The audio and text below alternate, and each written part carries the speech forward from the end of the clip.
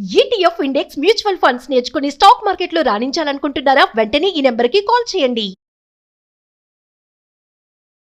నమస్తే, welcome back to Suman TV. Present మనతో పాటు ఉన్నారు అనలిస్ట్ మందర కృష్ణారెడ్డి గారు. నమస్తే సార్. నమస్తే అమ్మా.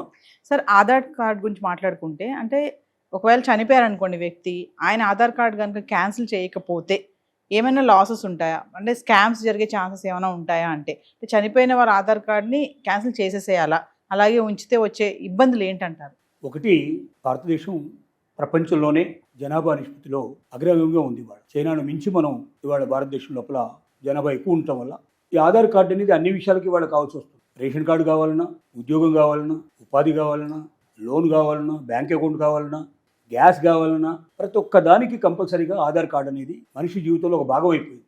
సేమ్ టైం ఏం జరుగుతుందంటే, ఈ ఆధార్ కార్డులని మన బదులుగా ఎవరైనా మన ఆధార్ కార్డును ఉపయోగించి ఫోన్లు తీసుకోవచ్చు, లోన్లు తీసుకోవచ్చు, రకరకాలుగా మనల్ని మోసం చేసే అవకాశాలు ఉన్నాయి. అయితే కొంతమంది ఎక్స్ట్రీమిస్ట్ చేతులు కూడా ఇది పడే అవకాశం ఉంది. అంటే ఎవరైతే దుష్ట శక్తులు ఉన్నారో, బ్లాక్ మ్యాజిక్ చేసేవాళ్ళ, పాకిస్తాన్ నుంచి వచ్చి ఇక్కడ చొరబాటుదారులు, లేదా ఈ దేశంలో కూడా వివిధ రకాల కార్యక్రమాలు దేశానికి హాని తలపెట్టేటువంటి వాళ్ళు, ఇక్కడ బ్లాస్టింగ్స్ అట్లాంటివి వచ్చేటానికి ప్రయత్నం చేసే వాళ్ళు కూడా కొంతమంది ఉంటారు. అలాంటి వాళ్ళు ఏంటంటే, ఇలాంటి దొంగ ఆధార్ కార్డుల మీద ఫోన్లు తీసుకోవడం, వాటిని ఉపయోగించుకోవడం, దీని ద్వారా ఇంకా రకరకాలుగా లబ్ధి పొందేందుకు ప్రయత్నం చేస్తాం, అకౌంట్స్ ఓపెన్ చేయడం.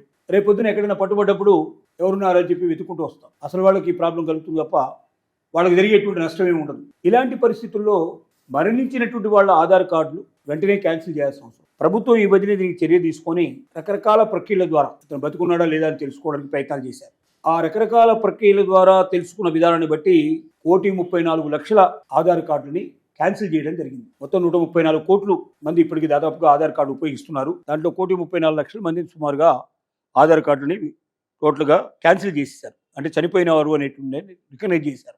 ప్రభుత్వం ఏం సలహా ఇస్తుందంటే, ఆధార్ కార్డు ఉపయోగించే వాళ్ళకు రకరకాలైనటువంటి ప్రభుత్వం ఏం చేస్తుందంటే, వాళ్ళకి తమ ఆధార్ కార్డు వేరే వాళ్ళు ఉపయోగించకుండా ఉండేందుకు అనేక రకాల జాగ్రత్తలు, అనేక రకాల టెక్నికల్స్ దాంట్లో అవకాశాలు కల్పిస్తోంది. ఒట్టి వేలుముద్రలతోనే కాకుండా ఫేషియల్ ఎక్స్ప్రెషన్ ద్వారా కూడా, కంటిపాపల ద్వారా కూడా తెలుసుకోవడం అనేది ఇట్లా రకరకాలుగా పెట్టి 2-3 రకాల అవకాశాలు దాంట్లో కల్పించినప్పుడు ఏమవుతుందంటే, అంటే జనరల్గా వేలుముద్రలు అయితే ఎవరైనా ఈ మధ్య వేలుముద్రలు కూడా డూప్లికేట్ చేసే అవకాశాలు చాలా ఎక్కువ కనబడుతున్నాయి. కంటిపాపలు చేయడం చాలా కష్టంతో కూడుకున్న పని. కాబట్టి ఎక్కడైతే వాళ్ళకి అనుమానాలు ఉన్నాయో, ఆలోచనలు ఉన్నాయో, వాళ్ళు దీని కింద మారడం అనేది చాలా అవసరం. ఇలాగే చదువుకున్న వాళ్ళు అయితే ఇంకా రకరకాల ఆప్షన్స్ ఇచ్చి వాడు దాంట్లోకి వెళ్ళి వేరే వాళ్ళు ఎవరు కూడా దాన్ని చేసుకోవడానికి వీలు లేకుండా ప్రభుత్వం అవకాశాలు కల్పిస్తుంది.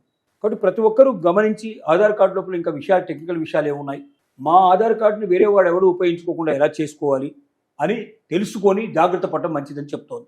రెండోది, ఎవరైనా మరణించినట్టయితే వెంటనే ఇన్ఫర్మేషన్ ఇచ్చేట్టుగా దాంట్లోనే ఆధార్ కార్డుకు సంబంధించిన ఆ నెంబరు మనం దాంట్లో ఆ వెబ్సైట్లోకి వెళ్ళి వెంటనే మనం మరణించిన వాళ్ళకి సంబంధించిన పేరు దాంట్లో ఇన్ఫర్మేషన్ ఇచ్చేస్తే అక్కడ వాళ్ళది క్యాన్సిల్ చేసేస్తారు. అప్పుడు వీళ్ళు అన్ని చోట్ల తిరగాల్సిన అక్కర్లేదు.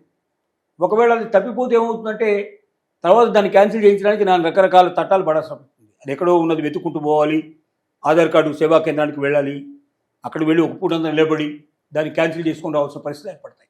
సో ప్రభుత్వం ఏం చెప్తుంది అంటే, ఒకటి, ఎవరైతే మరణించారో వాళ్ళకి సంబంధించిన ఇన్ఫర్మేషన్ వెంటనే ఇవ్వండి, దాని ద్వారా వేరే వాళ్ళు దీన్ని ఉపయోగించడానికి వీలు లేకుండా మేము క్లోజ్ చేయడానికి అవకాశం ఉంటుంది. రెండోది ఏంటంటే, ఆధార్ కార్డుని ఎవరు పడితే వాళ్ళు ఉపయోగించకుండా అనేక రకాల అవకాశాలు మీరు టెక్నికల్గా కల్పించాం. అదేమిటో తెలిసిన వాళ్ళు, చదువుకున్న వాళ్ళైతే మీరింత మీరు చేసుకుంటూ, చదువుని వాళ్ళైతే ఆధార్ కార్డుకు వెళ్ళి ఆఫీస్కి వెళ్ళి అక్కడ తెలుసుకొని ఆ మార్పులు చేర్పులు చేసుకున్నట్టయితే మీ ఆధార్ కార్డు వేరే వాళ్ళు ఉపయోగించకుండా ఉంటుంది, మీకు నష్టాలు కష్టాలు రాకుండా ఉంటాయి అని ప్రభుత్వం తెలియజేస్తుంది. ఇది దీంట్లో ఉన్నటువంటి సమాచారం. అంటే ఇప్పుడు ఆధార్ కార్డు కనుక మనది ఎవరికైనా దొరికింది అనుకోండి, అంటే ఎవరైనా వేరే వాళ్ళు తీసుకుంటే గవర్నమెంట్ నుంచి వచ్చే పథకాలు కూడా వాళ్ళు వేరే దారులు తీసుకునే ఛాన్స్ కూడా ఉంటాయి. అయితే లక్షల లోన్లు వాళ్ళు తీసుకోకుండానే వాళ్ళ పేరు మీద చాలా మంది తీసేస్తున్నారు.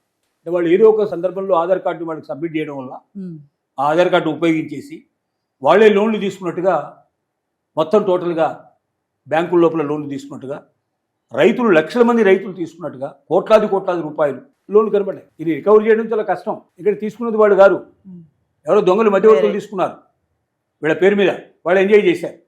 పట్టుకోవడం కూడా చాలా కష్టంతో కూడుకున్న పని. అంతే కదా. అకౌంట్లు వీళ్ళ పేరు మీద ఓపెన్ అవుతాయి, వీళ్ళు తీసుకున్నట్టుగా దొంగ సంతకాలు, ఫోర్జరీ సంతకాలు ఇవన్నీ ఉంటాయి. కోర్టులో నడిచినా కూడా వీళ్ళు తీసుకోలేదని చెప్పడానికి అవకాశం ఉంటే ఉండొచ్చేమో, కానీ ఆ డబ్బు అయితే రికవరీ అవ్వడం చాలా కష్టంతో కూడుకున్న పని. ఇంతవరకైతే కొంతవరకు సరే లోను ఏదో కింద మీద పట్టం కట్టడమో, లేకపోతే బ్యాంకు కోర్టుకు వెళ్ళి మాది కాదని చెప్పి తెలుసుకోవడానికి అవుతుంది. కానీ ఎక్స్ట్రీమిస్ట్ల చేతుల్లో ఇది పడినట్టయితే వాళ్ళు ఈ పేరు మీద సిమ్ కార్డు తీసుకోవడం, ఈ పేరు మీద బ్యాంక్ అకౌంట్లు ఓపెన్ చేసుకోవడం, ఏమైనా చేయొచ్చు. ఇంకా ఇతర దేశాల నుంచి వచ్చే డబ్బు ఏదైతే వీళ్ళకి వచ్చేట్టు డబ్బులు కూడా దీని ద్వారా తెప్పించుకోవడం, దాని ద్వారా బాంబులు అవన్నీ తయారు చేసేసి మన దేశంలో ప్రయోగించడం, ఇట్లాంటివి జరిగినప్పుడు అది చాలా భయంకరమైన పరిస్థితి ఏర్పడుతుంది. ముందుగా వాళ్ళు కాదు, వీళ్ళని అరెస్ట్ చేసి తీసుకెళ్లి జైల్లో పెట్టేస్తారు. అసలు దానికి ఇంకా బెయిల్ కూడా ఉండదు. దేశ రక్షణకు సంబంధించిన విషయం లోపల అరెస్ట్ అయితే బెయిల్ కూడా ఉండదు. కాబట్టి అలా బాధపడుతున్న వాళ్ళు చాలా మంది ఉన్నారు. సో చాలా జాగ్రత్తగా ఉండాలి ఆధార్ కార్డు విషయం లోపల. అది మనకు ఎంత మేలు చేస్తుందో దాన్ని మనం నెగ్లెక్ట్ చేస్తే అంత కీడు చేసే అవకాశం కూడా ఉంది. Thank you.